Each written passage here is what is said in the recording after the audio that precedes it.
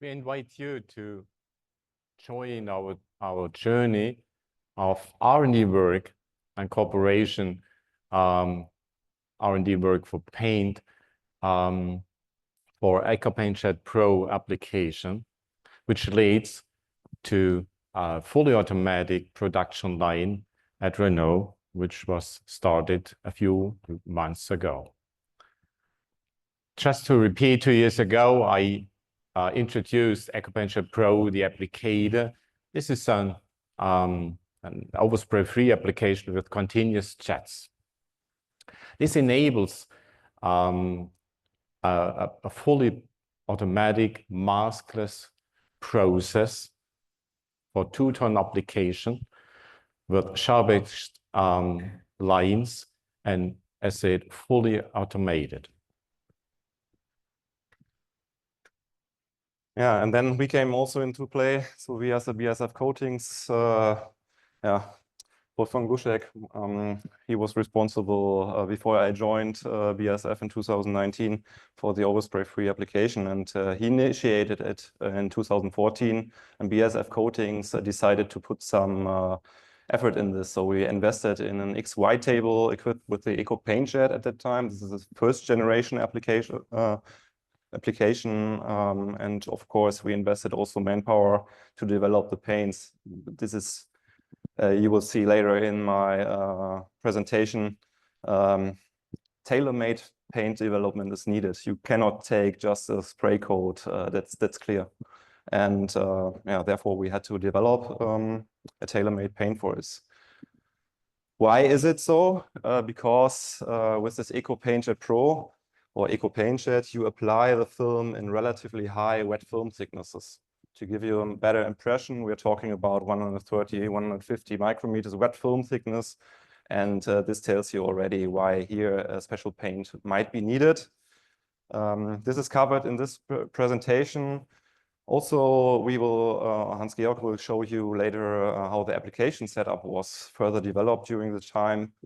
And as already mentioned, we will have some best practices with us coming from Renault Maubeuge plant from Europe regarding the new Renault R4. This is covered. And we want to show you that really an intense cooperation between all three partners, OEM, Durr, and coating supplier, so we as BASF, is really key for success. And we have some examples with us today.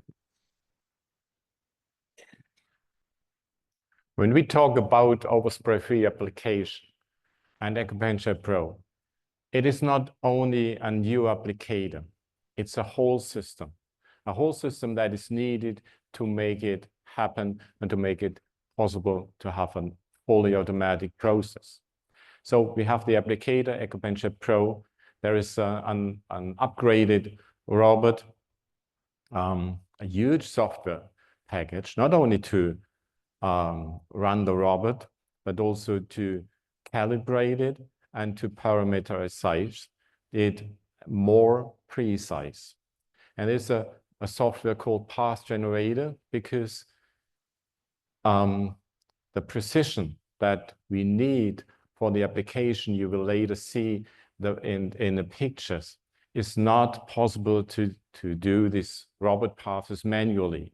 That is why it is fully automated, and we use a two-stage measuring system. First, just to find the location of the car body, as it is used in many other paint shops, and the second one, high-precision camera system that is mounted on the robot to avoid any influence of the booth.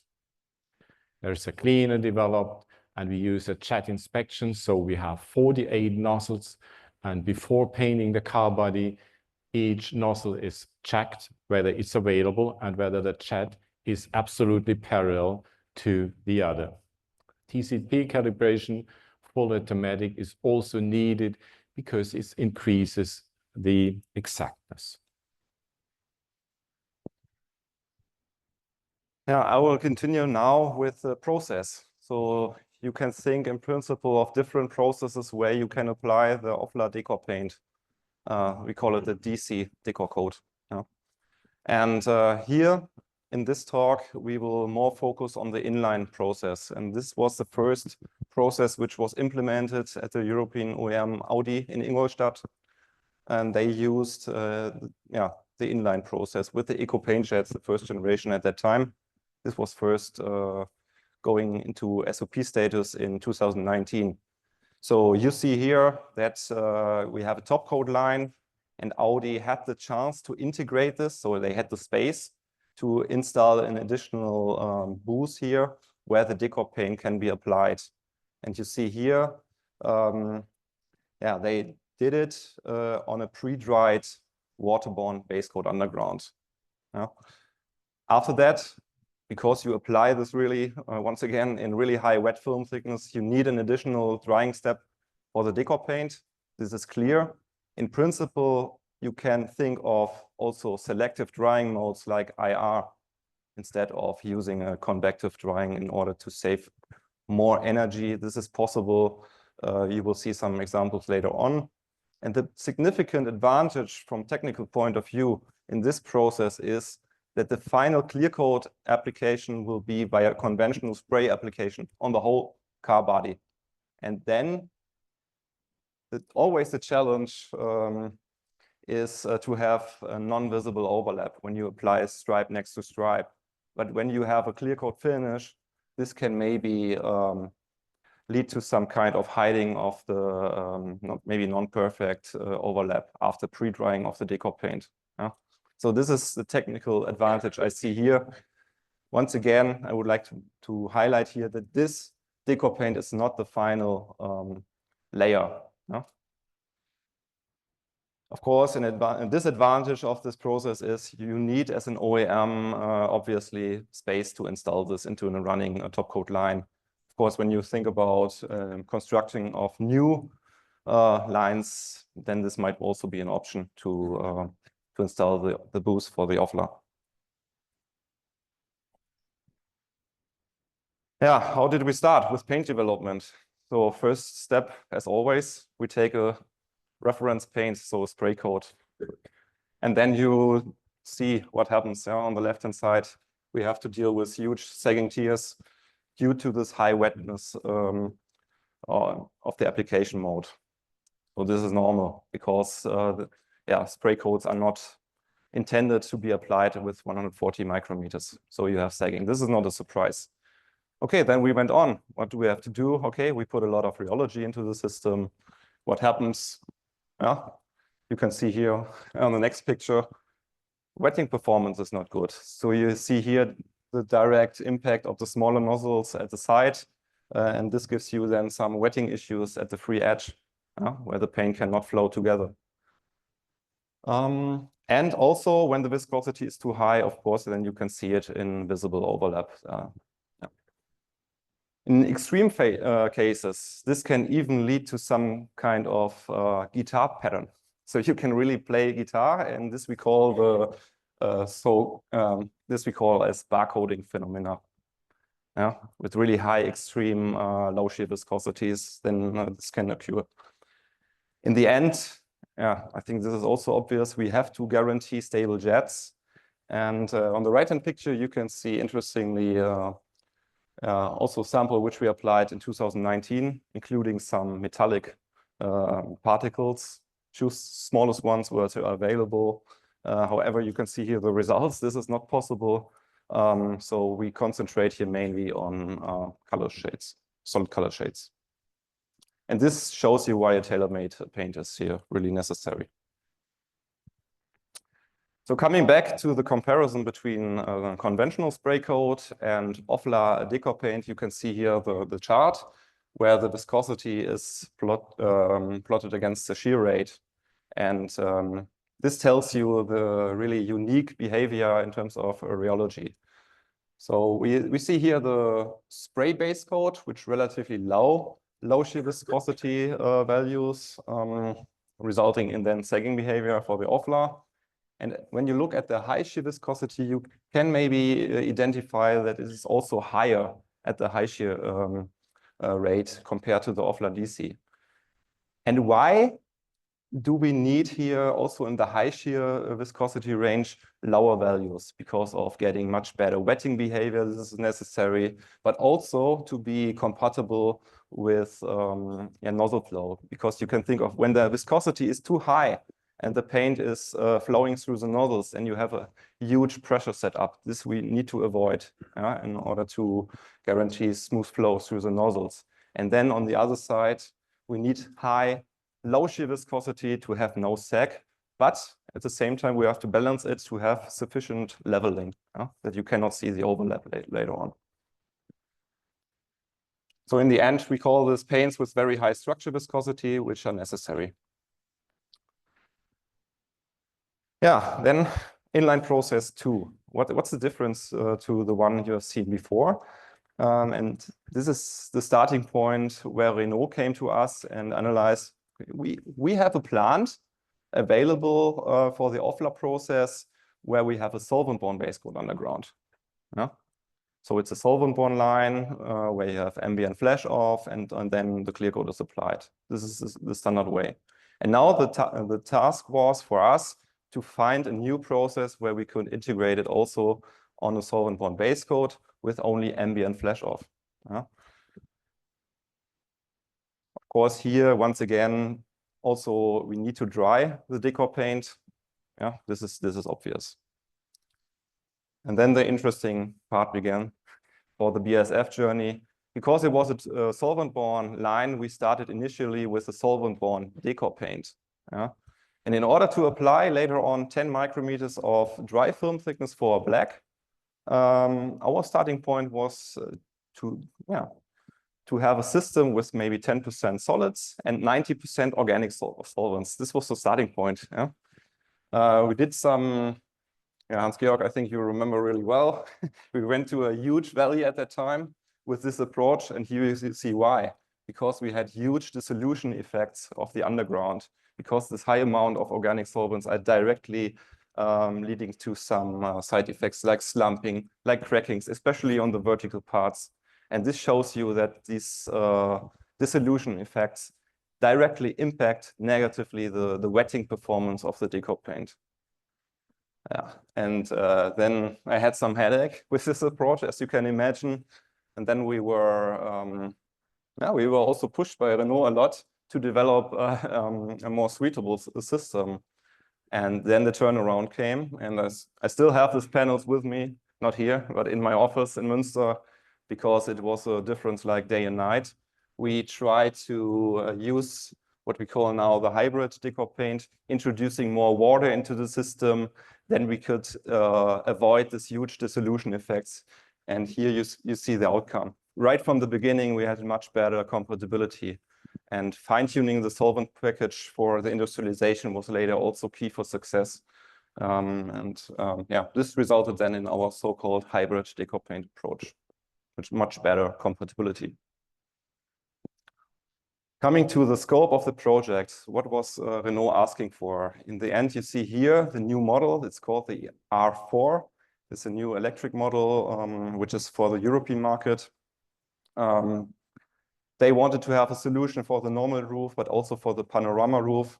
And I think Durr, for you, it's more challenging to find a solution for the panorama roof, but also there we made significant improvements because you have in principle more switching processes, which are also suitable.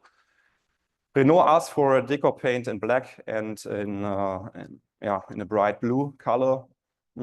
We always say you have more degrees of freedom when you use a two material concept. One designed for horizontal surfaces to have good balance between sag and overlap performance, and one especially needed for the vertical parts with the same profile in the end. The challenge you see here regarding this, the portfolio of the underground. So we have here different colors, metallics, we have unicolor shades, not coming only from us. We also have to deal with competitor base coats here in this scope. And this makes it obviously complex because in the end, you want to apply only one paint showing the same performance on every underground. This was the challenge here. The question is, was it possible? And we can say here now, yes, it is possible to handle this. And we identified during this whole development work together with Durr, together with the OEM, different levels which we can use. One approach was more on our side. Here you see on the left-hand side solvent-borne base coat R1, which was our reference base coat, with good overlap performance of the decor paint on it, and with good sagging resistance also of the Doppler DC. In general, for the overlap evaluation, we use here a grading system from 1 with perfect appearance where you do not see any kind of visual overlap, ranging up to 5 where we also have to deal with some wetting issues in the overlap. So 1 and 2 are acceptable also for multiple OEMs, not only Renault, which says grade 1 and 2 are acceptable. Also other OEMs have the same opinion. And then we started. For solvent-borne base coat 2, this was our base coat underground. So you see here we had huge wetting issues on the right-hand side. There's a picture, not only at the free edge, only we see us in the overlap of 2 adjacent stripes. I hope you can see it. Yeah, this was obviously not the right way. And then we modified the underground that we get much better wetting behavior of the Doppler DC. But in this case, for version 2, this resulted then in sagging the other way around. And finally, we could fine-tune this system that we had the same level of performance regarding overlap and sagging. So management of base coat substrate for this is possible. Other level, this was more on the OEM side. We asked them to fine-tune a little bit the performance at the line. And here we identified that base coat underground film thickness reduction is helping us to improve the wetting performance of the decor paint. So we started with 14 micrometers for some base coats, and then we stepwise reduced it to 12 micrometers. We saw wetting behavior gets much better, and also therefore the overlap leveling gets better. And we further reduced it to 10 micrometers, and we got even better results with good sagging performance. Then the question was, okay, we can use this, but what about appearance? Do we lose some kind of appearance in the final setup? And the answer is, as you can see here on the right-hand side, no. Checking the DOI, for example, it gets even better. Short wave, long wave values are comparable. So we see here examples of the standard process where we do not apply the Doppler DC with 40 micrometers of base coat film thickness, giving comparable values. And the Doppler with 10 micrometers, even in the DOI value, we have better values. Probably this is the reason why, because of the application mode, because you apply really wet here, and it looks like a perfect planar surface in the liquid state. And I think this is what we see here in the appearance values.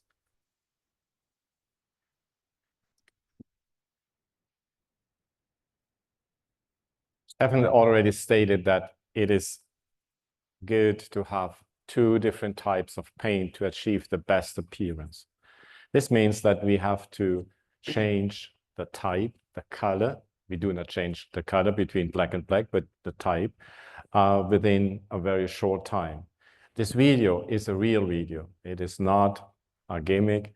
But we used red to show that we can switch from in these 5 seconds between these types. With the latest version of the applicator, which we call AB, we can do this with a very small loss of paint between horizontal and vertical, which we do once per car and car body per robot. So there is also a real color change possible if necessary. And if multiple colors would be needed, we will place a color changer. So even 3 or 4 different decor coats would be possible. During these past years, we did several test installation and production. And we learned that we need to change some values in the booth and in paint. You all know that temperature and viscosity have a relationship. Viscosity influences leveling or sagging. Humidity and temperature would influence the pre-drying of this applied paint. So our strong recommendation is keep the both conditions in a very narrow range, which means ±1 Kelvin, ±1% humidity. And also the paint should be in the same range of ±1 Kelvin. This is all possible. It has just to be done on and engineered. And we do this every day today. During production, of course, we recommend a regular check of the viscosity in low shear and high shear, and batch control. And this paint control could also be done by applying single jets, only small lines, and measuring the width of the line automatically with a camera sensor.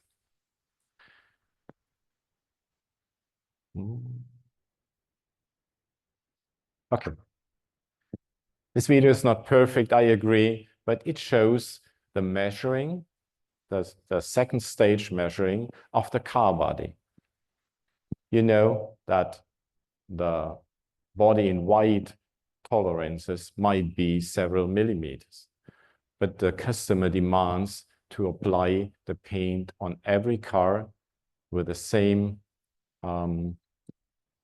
exactness.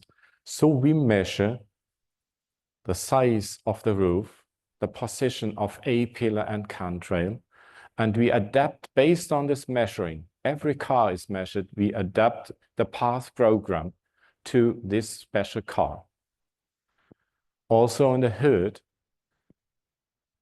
which is much more complicated because we want to paint more or less around the edge. We cannot have a wraparound. This application does not use electrostatic charging, so we do not have a wraparound, but applying the paint directly in the radius gives the target result.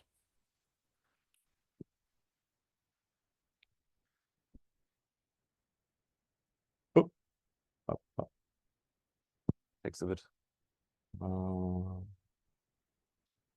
I'm too fast. Okay. So now we show you the application. First, we start with the vertical areas, so-called vertical areas, contrail, A-pillar, and after that, we change the paint during the movement to the horizontal version. During engineering phase, it was decided to use only one robot painting the roof. It would be also possible to do it both with both robots, but it was customer's decision.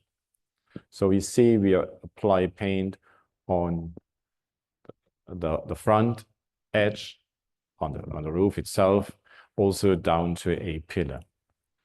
And these are the results. The front view on the left side and the right view. So the areas where the windshield has been glued are totally free of overspray of paint. If demanded, we would be also able to paint on these areas, but normally not. At the rear side, the customer's demand is to paint as much as possible around the edge to get the best visibility of the black color. On the left side is the version with the glass roof. So we needed also to apply the paint inside these flanges all around.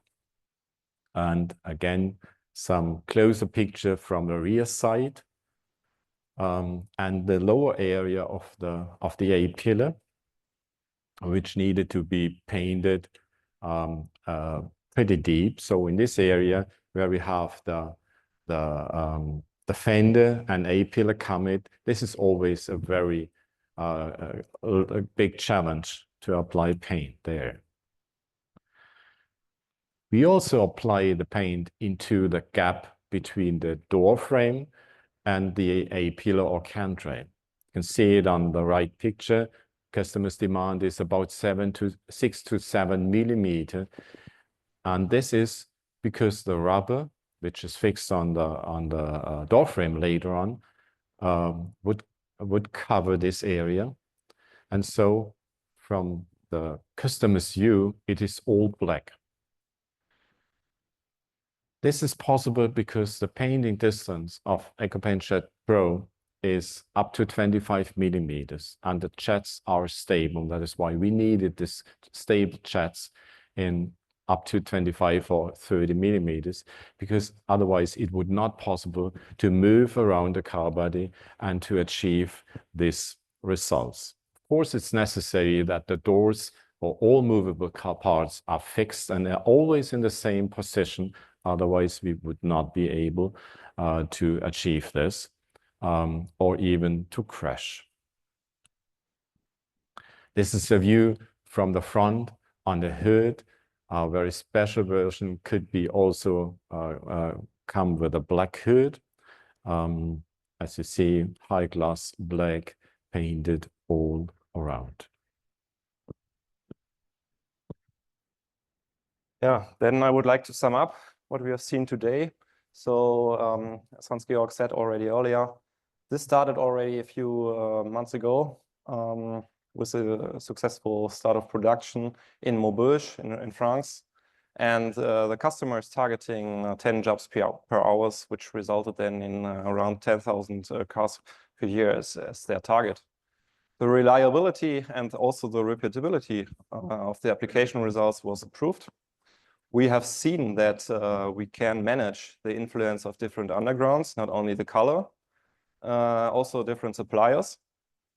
And as you can see on the right-hand side, metallics are not possible, but to formulate it in a positive way, all unicolors are possible. We see here examples of red, blue, white, black as the most interesting color, of course. This is possible. We have a lot of know-how regarding this waterborne or hybrid decor paint formulations in hand. In the end, as said, every party has to contribute to this success. And you have seen today why this is the case. Also, optimizing the IR setting was also an important step which was needed from a renewal point of view. In the end, we would be happy to meet up with you to have some further discussion. Yeah, maybe writing also a success story together. And now we are happy to answer some questions. Yeah. One additional information.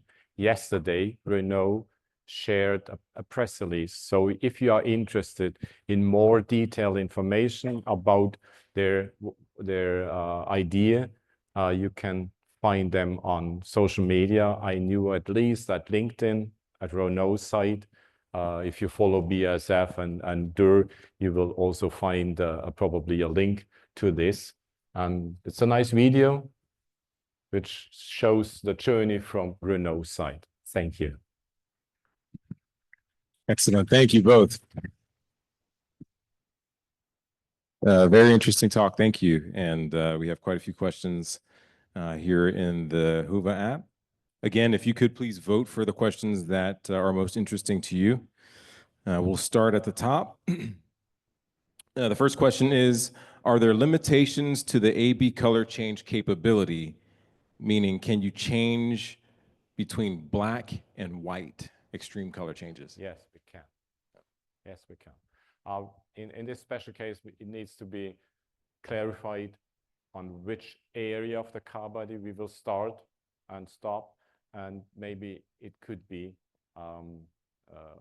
more than 5 seconds and we need 7 seconds, but it is possible. We did it, yes. And we do it in in another installation where we cannot talk about, but we do it all day. Yes. Yeah. And just to clarify, so obviously you showed the cant rail, the A pillar, etc. Adjacent lines on a roof, for example, from black to white without problem? We did not do it so far, but we will do it in a few weeks. Okay. The problem is, to be honest, the paint is moving. So the paint path is absolutely straight. There is no deviation, but the wetting of the paint, and if it is adjacent, really adjacent, might not give the correct and the cleanest line. Yeah. To add on this, we have many requests coming from the design departments from many OEMs regarding these ideas. This is maybe only one example. Sure. Yeah, it's a high hurdle. Sure. The next question: will metallic paints ever be possible? Should I answer? Yeah, I think this is more paint related. Of course, we are talking here about nozzle techniques. I think we can share the nozzle diameters. It's around 80 to 110 micrometers. But we also have we have drop-on-demand applicators on the market where the nozzles are smaller. Then, of course, it gets more difficult. And I can tell you, you have seen the picture, which does not look nice. We tried the smallest pigments available in the market.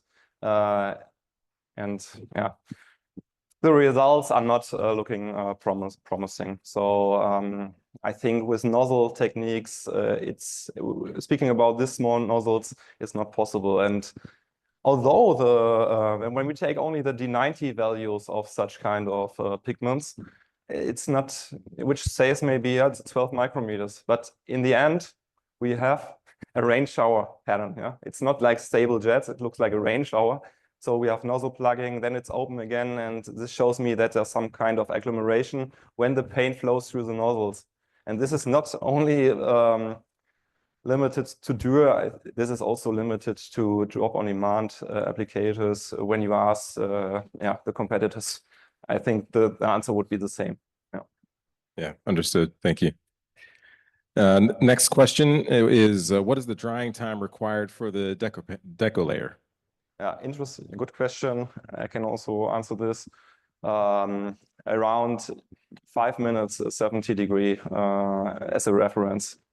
Of course, when you have seen, we are drying the decor paint with infrared, and therefore you have many models which have to be optimized that you get no local, local temperature zones which are much higher, because then, of course, everyone knows popping sensitivity is there. So this was the reason why I said Renault also had to optimize the open curves with really finding suitable conditions. In the end, we could find, and we are producing the first cars now.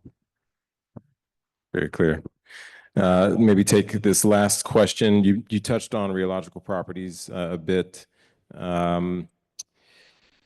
The one clarifying question that I did see is, so is the hybrid, to clarify, is this solvent and water in the same system, in the same coating?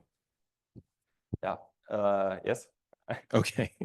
Yeah, but really the key here was to introduce more water.